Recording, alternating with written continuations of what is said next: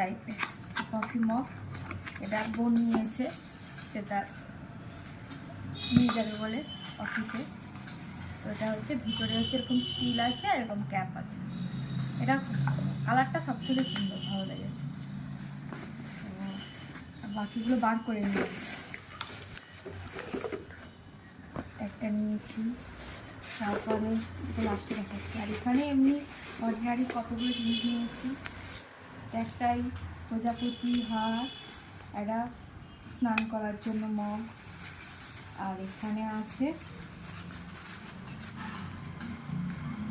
এখানে এমনি টুকটাক জিনিসপত্র আছে।